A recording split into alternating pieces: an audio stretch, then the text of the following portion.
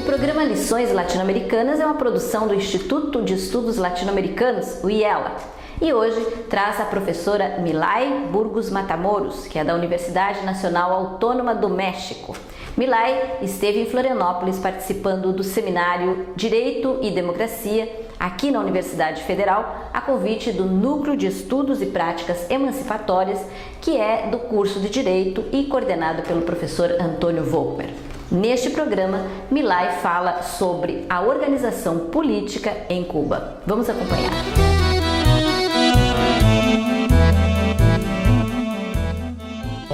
Les podría comentar un poco cuáles son esos principios del sistema político cubano, en qué se basa eso que se denomina para nosotros la democracia en Cuba, la democracia participativa cubana, de una manera un poco expositiva, descriptiva, ¿no? Y después en el diálogo podemos hacer todos los cuestionamientos, críticas, pero no sé hasta qué punto conocen el tema y siempre prefiero empezar con una descripción, sin entrar a una crítica, que la crítica que yo hago es una crítica desde el socialismo, no es una crítica desde el capitalismo. Para mí el sistema socialista es válido y lo que hay es que profundizarlo, mejorarlo en muchos aspectos, eso lo podríamos dialogar.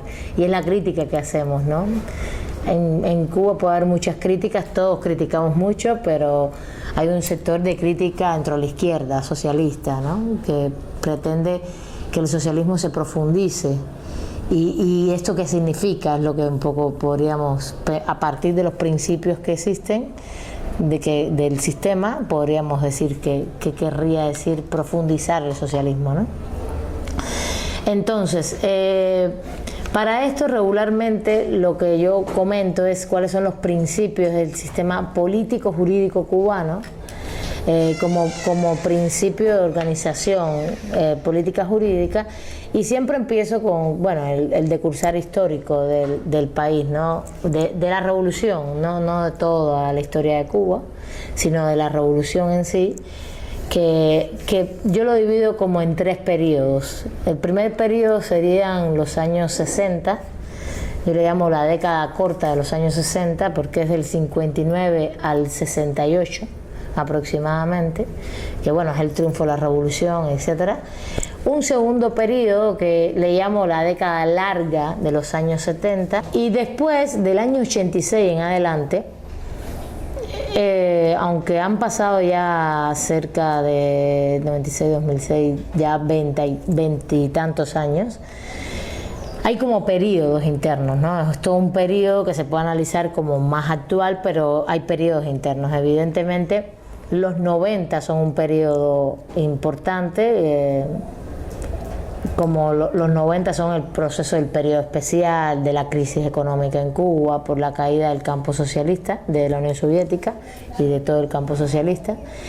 Y después los años 2000 son otro periodo, donde del año 98 hasta el 2006 aproximadamente, que es un proceso como que ya no hay periodo especial, pero hay un proceso de recuperación ideológica de la Revolución Cubana, de un proceso de ver hacia dónde, ¿no? Ya en los 90 fue un proceso económico de crisis, de sobrevivencia, y en los años 98-2006 es cómo recuperamos que la revolución no se pierda producto de esa crisis política e ideológicamente.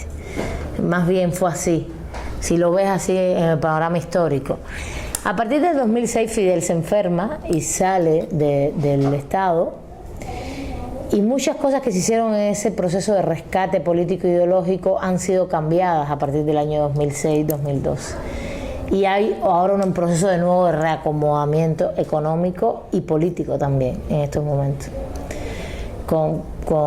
Sin personalizar, a mí no me gusta personalizar, pero hablar de la Revolución Cubana sin hablar del liderazgo de Fidel Castro es complejo, ¿eh? Yo creo que es imposible eso. No es que la revolución sea Fidel, la revolución es un proceso histórico de todo un pueblo, incluso en una relación geopolítica con toda América Latina y con Estados Unidos, evidentemente. Pero no se puede obviar en Cuba la función del liderazgo. Ha sido muy importante eso en Cuba. Y yo soy de las que critico, por ejemplo, que desde Estados Unidos siempre se diga los Castro, bueno, a ver, perdón, pero Cuba no son ellos nada más. Pero no es menos cierto que la función del liderazgo ha sido muy importante en el proceso revolucionario. El líder, ¿no? Así se entiende, ¿no? El líder. Y Fidel en este caso es indiscutible el liderazgo que siempre tuvo en el proceso revolucionario y que mantiene además. Yo creo que Fidel ya salió por la puerta ancha de la historia, ¿no?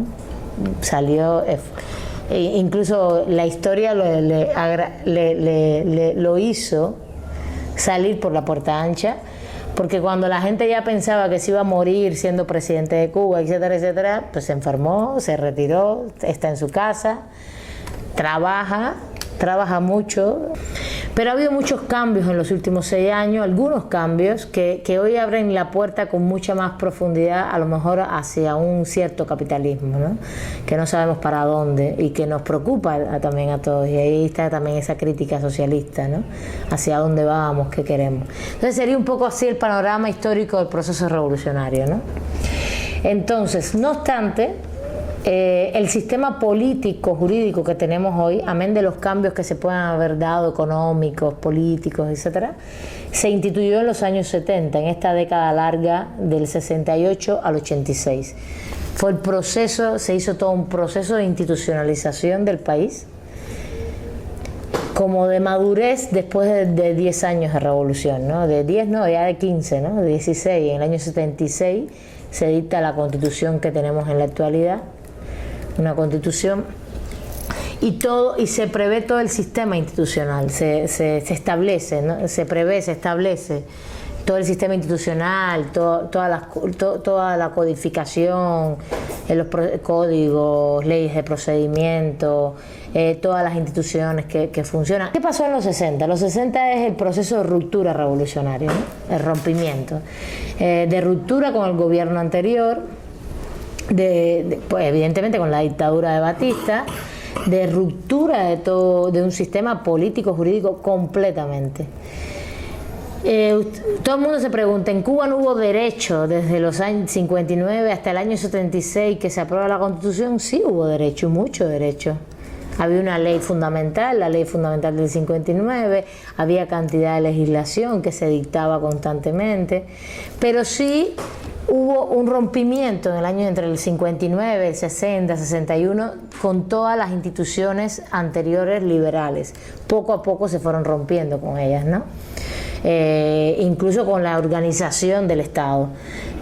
Funcionaba como un Estado liberal, tripartición de poderes, etcétera, etcétera, y eso se fue rompiendo y más bien se concentró el poder de decisiones en un Consejo de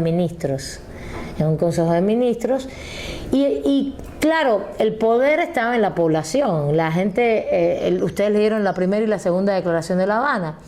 El proceso de esos 8 o 9 años fue de manifestaciones, de plaza pública, de plebiscito, de referéndum, de decir, bueno, ¿qué queremos aprobar? En la primera declaración de La Habana es una declaración es una declaración muy bonita porque es muy latinoamericanista, ¿no? Antiimperialista, latinoamericanista. Y la segunda es una declaración muy fuerte, ya es muy marxista, muy diferente, ¿no? Yo las estuve estudiando ahora como a profundidad, así categorialmente, y tú dices, ¿cómo cambió el discurso, no? ¿Cómo cambia el discurso? Claro, motivado por la invasión de Playa Girón, motivado por la declaración del socialismo, pero Cuba no tenía relaciones con la Unión Soviética, aunque la Unión Soviética enseguida, en los primeros años de la revolución, se hizo en los años 61, 60, 61, ya se hace una exposición Cuba URSS en Cuba, una exposición grandísima de todo, se restablecen las relaciones que no existían, y después Mikoyan va a Cuba, Mikoyan hace una visita a Cuba, se reúne con Fidel, después Fidel va a la Unión Soviética. Pero en los 60 Cuba era muy independiente en su propio proceso y en su propia relación interna política. Más bien estaba mirando hacia América Latina. América Latina rompe con Cuba, ustedes también saben esto, excepto México, que México es el único que dice, no, yo no voy a romper relaciones con Cuba.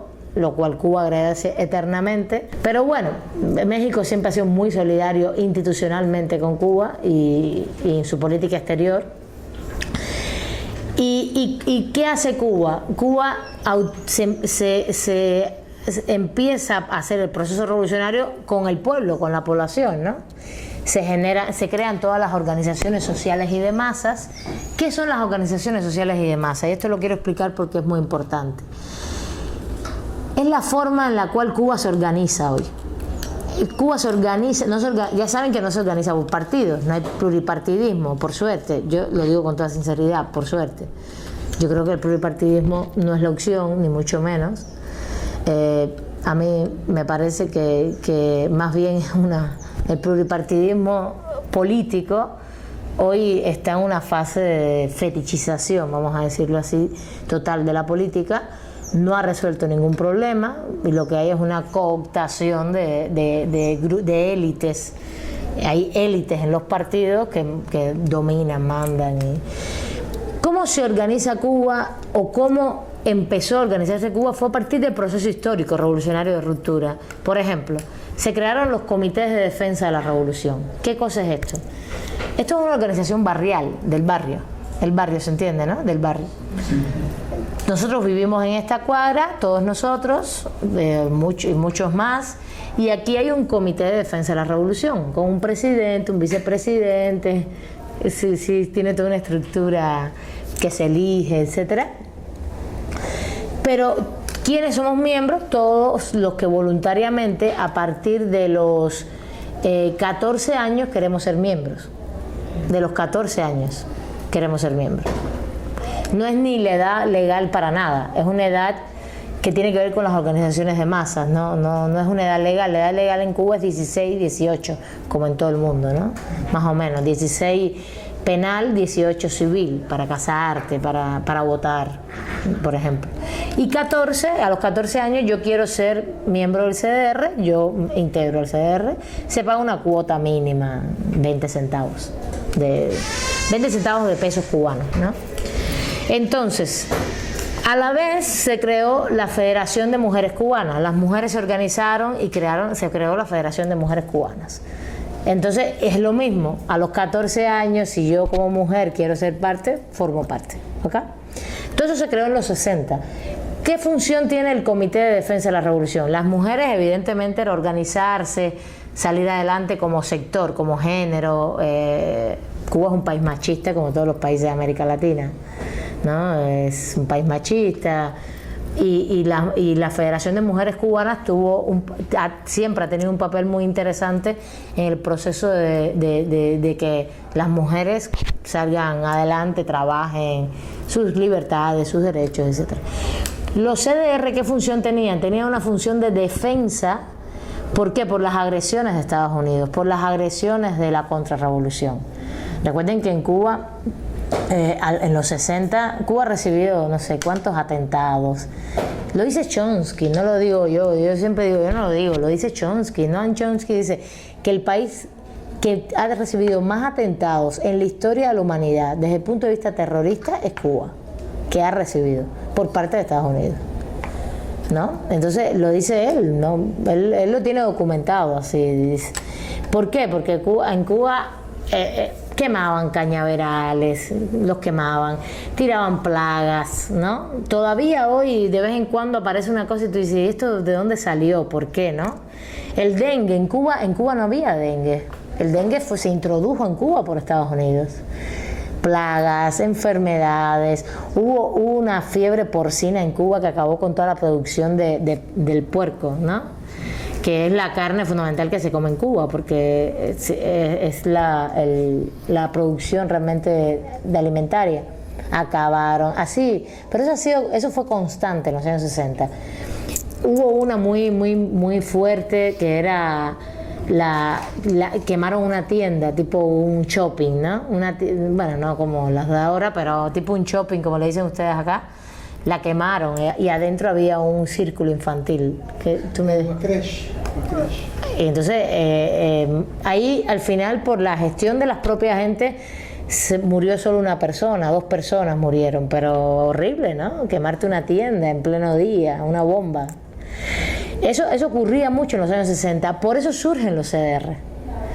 Como el Comité de Defensa de la Revolución, se llama así, Comité de Defensa de la Revolución, de vigilancia. Y hoy yo les voy a decir, eso funciona, y funciona bastante, ¿eh? No sé si ustedes, en los años 90 hubo algunas bombas que pusieron en los hoteles en Cuba, sí. Porque Cuba se abocó al turismo en los años 90, revitalizó. El turismo en Cuba era nacional hasta los años 90, ¿eh? Hasta los años 90 tú podías ir a Cuba, pero no de turismo como puedes ir hoy.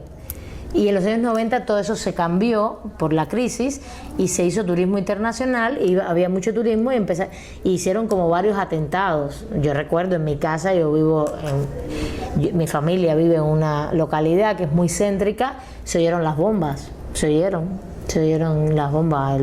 Y eso que fue un estruendo así raro. Además eso se avisa. Cuba tiene internamente un sistema, la verdad, bastante efectivo de diálogo comunitario, y eso se dice no, se están buscando unos extranjeros que parece que vienen a hacer atentados latinoamericanos y se quedaron en alguna casa y se les perdió la pista y se supo, estaban al doblar de mi casa en una casa, se supo, vino la policía y estos están hoy acusados porque traían bombas.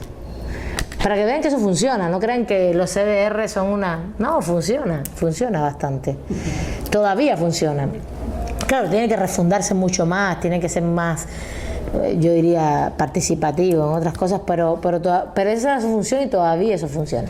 Bueno, las organizaciones sociales y de masas, les decía, CDR, FMC, la Federación de Mujeres Cubanas, la Asociación Nacional de Agricultores Pequeños, los campesinos, se organizaron en una sola organización, la Central de Trabajadores de Cuba, que es la organización que agrupa a todos los sindicatos del país.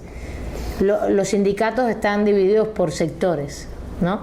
El sector, el magisterio tiene sindicato, el sector de la administración pública tiene sindicato, pero todos se agrupan en la Central de Trabajadores de Cuba. Y cuando vienes a ver la Federación Estudiantil Universitaria, los estudiantes universitarios son parte de la Federación Estudiantil Universitaria, la Federación de Estudiantes de Enseñanza Media, los estudiantes de secundaria, no sé cómo se dice acá, ¿secundaria? Secundaria. Segundo grado. Bueno, estas son las llamadas organizaciones de masas. Hay otras sociales que son un poco, que tienen que ver, por ejemplo, la agrupación de los abogados. Los abogados tienen una organización social que se llama la Unión Nacional de Juristas de Cuba, ¿no? Esta es más como sectorial. Estas cumplen una función más bien social, de hacer eventos, etcétera, pero todo el mundo es miembro de este tipo de organizaciones y eso es voluntario. Pero esto se fue creando en los años 60 y se fue creando por la historia de la revolución, por el proceso histórico revolucionario, por necesidades del proceso histórico. Claro, pero con un sentido de que desde ahí era la forma de participación política. Ese fue el sentido.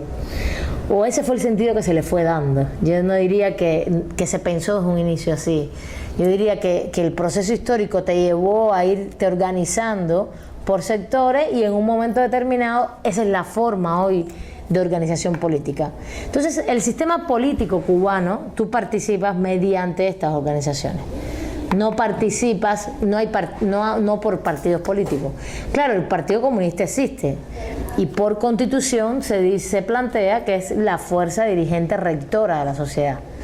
No es el gobierno, el Partido Comunista no es gobierno, es la fuerza dirigente política rectora de la sociedad, no es lo mismo. Es el que rige la política, es quien dice hacia dónde debemos ir. Y el Partido Comunista tiene congresos cada 5 años. El Partido Comunista Cubano se funda en el año 75, aunque había un antecedente que se llamó el Partido de la Unión de los Revolucionarios Cubanos, el PURS, que es una organización que une a todas las fuerzas políticas revolucionarias en el año 65. En el año 65 hay una organización que se llama Organización de Revolucionarias Integradas, ORI, O-R-I. Y estas se unen. ¿Quiénes están aquí? el Partido Socialista Popular de los años 40, el movimiento 26 de julio, que es el fundamental que hace el proceso guerrillero revolucionario, y el Directorio Revolucionario, que era una organización estudiantil que estuvo también muy fuerte en el movimiento revolucionario. No crean tampoco que Fidel fue el único que hizo la revolución, ni el único que estuvo en la guerrilla. No, había muchas organizaciones, incluso había diferencias. La idea siempre de la revolución fue unir. Por eso lo primero que se hace son las ORI, Organización de Revolucionarias Integradas, en los años 60. En el 65 se conforma con el Partido de la Unión de los Revolucionarios Cubanos, y en el 75 se funda el Partido Comunista Cubano. Y se pone en la Constitución como la fuerza dirigente rectora. Pero el principio siempre fue de unidad. Ustedes leyeron a Martí. Eso no es una idea de Fidel tampoco, ni del proceso revolucionario cubano. Siempre América Latina adolece de caudillismos, de regionalismos, de fragmentaciones, y Cuba tuvo una guerra de independencia desde el año 1868 hasta 1895, con un impasse en el año 78, 95, 98. Fue terrible. Y la causa de que no triunfara la independencia eran los regionalismos y los caudillismos. Y eso Martí lo vio con mucha claridad en el año 95. Por eso Martí crea el Partido Revolucionario Cubano, que es un partido de unidad de las fuerzas independentistas. Entonces, la idea es una idea histórica que viene del proceso revolucionario cubano. No es la idea del partido único leninista nomás. Eso es importante también. Hay que leer los procesos históricos en sus propias lógicas históricas y no como una copia única y exclusivamente de lo que venía de la Unión Soviética, ni mucho menos, o del marxismo, o después del marxismo que se interpretó, ¿no? Pero bueno, esos fueron los 60. Los 60 hubo nacionalizaciones, creo que esto lo saben de manera general, se nacionalizaron las industrias básicas, etcétera, etcétera. Se crean todas estas organizaciones políticas, pero me centré más en las organizaciones porque es la forma de cómo nace esa forma de organización política, y un poco el partido, y también ustedes saben que el partido tiene una organización juvenil que se llama la Unión de Jóvenes Comunistas. Igual, es el mismo proceso en esa etapa, ¿no? Pero en los años 70, después ya que el país ha avanzado en los años 60, 10 años de proceso revolucionario, también ustedes saben que se instaura el bloqueo económico en el año 62. Yo les decía en la conferencia que Brasil, yo lo veo que tiene mucha producción local, nacional. Es impresionante, a mí me encanta eso. Incluso que veas en un supermercado que la producción es nacional. Tú vas a México y la producción es el 80% es de Estados Unidos. Es impresionante, siendo un país tan grande, no tan grande como Brasil, pero tan rico como Brasil. Y es impresionante, y eso es el producto del Telecán, ¿no? Del Tratado de Libre Comercio. Cuba era igual. Cuba tenía 80% producción norteamericana de Estados Unidos. Entonces, al haber bloqueo económico en el año 62, Cuba duró hasta el año 68, ya no pudo más. Hasta el 68 no pudo más. Ya económicamente, si bien la relación con la Unión Soviética era cordial, etcétera, vamos a ver cómo vamos, no era una relación directa con la Unión Soviética nosotros vamos a establecer toda nuestra economía contigo, no, para nada. El Che sale de Cuba con la función de hacer la revolución en América Latina, y la idea era que América Latina se uniera en un proceso revolucionario socialista. Al matar al Che en el año 67, cuando lo mataron, esa idea se frustra. Por otro lado, Cuba se ahoga económicamente, y en el año 68 justamente es el proceso de que empiezan los cambios, ¿no? De decir, bueno, ¿qué hacemos? ¿Para dónde vamos? Pues hacia la Unión Soviética, evidentemente, porque era el país que te había dicho, yo te doy la mano, ¿no? Aquí estás, yo te doy lo que haga falta, ¿no? Y a la Unión Soviética le convenía mucho tener a Cuba como referente no solo para América Latina, sino como freno hacia Estados Unidos, ¿no? Claro, yo no soy una de las que piensa que tengo que criticar a la Unión Soviética. No, por favor, la Unión Soviética, Cuba no hubiera subsistido sin la Unión Soviética, no hubiera podido, de ninguna manera, ¿eh? Eso se reconoce y hay que reconocer y ser agradecido con la ayuda que dieron también, la ayuda económica y la ayuda solidaria, porque pero dentro de la ayuda económica y solidaria siempre también hubo una mano ideológica, ¿no? De un poco de copia de las instituciones políticas, la forma de funcionamiento, de la política internacional, hacia dónde. No obstante, siempre Cuba fue muy contestataria. Acuérdense, no sé si ustedes históricamente, que están un poco en esta área de historia, Cuba en los 70 y en los 80 se va a la liberación de los países de África, de la independencia africana, de los países de África contra el apartheid. La Unión Soviética no estaba allí y no quiso meterse. Y Cuba dijo, no, a mí no me importa, pero yo voy para allá. Tú no quieres meterte, es tu problema. Pero entonces Cuba tenía mucho armamento soviético y todo, pero todo se lo llevaba para África, ¿no? Y claro, la Unión Soviética no mandaba armamento. Esa historia está por hacerse, ¿eh? Eso es una historia que tiene que hacerse todavía, la historia de Cuba en África y de la relación política que hubo entre los países socialistas, África y Cuba. Porque Cuba tuvo una posición contestataria con los países socialistas. Les dijo, usted no nos ayuda, no importa. Yo te pido armas para aquí, para Cuba, y me las llevo para allá. Y fue así, fue así. Y eso está por contarse. La gente está viva, la gente está en Cuba, la gente que fue a se llaman misiones internacionalistas, que luchó en Angola, en Namibia, en Etiopía, en toda la zona de África, ¿no? Digo, para que pensemos que sí, que Cuba copió instituciones políticas, pero también siempre tuvo su posición contestataria, pero con cuidado, porque bueno, económicamente sí teníamos un nivel de subordinación muy fuerte en la Unión Soviética. No teníamos... Ahí funcionaba mucho una cosa que se llamaba el Comité de Ayuda Mutua Económica, el CAME, CAME, Comité de Ayuda Mutua Económica, que era intercambio comercial. Cuba producía cítricos, tabaco, ron, café, y todo eso lo daba a los países socialistas, y de los países socialistas venía petróleo, venía no sé, la industria sideromecánica, carros, autos, todo lo que Cuba no producía, ¿no? Textiles, todo. Y eso, entonces en los 70 lo que va a pasar es que Cuba empieza un proceso de institucionalización. En el 68, al empezar a girar hacia la Unión Soviética, dijeron, bueno, hay que institucionalizar el país. ¿Se entiende la palabra institucionalizar el país? Crear todas las estructuras políticas y jurídicas. Y todo ese proceso comienza, pero fue un proceso muy bonito, participativo. La gente participó en la discusión de la Constitución un año completo, se hicieron miles de modificaciones. Pero bueno, la propuesta constitucional era una propuesta que venía pensada en la lógica de la teoría socialista. Y es una teoría socialista que venía de la Unión Soviética, de la interpretación del marxismo. Eso sí hay que reconocerlo que es así. ¿Y cuáles son esos? Entonces se aprobó la Constitución en el año 76, la Constitución que tenemos hoy en la actualidad. ¿Y cuáles son esos principios? Porque ya quiero llegar a los principios, he hecho mucho cuento histórico. ¿Los principios cuáles son?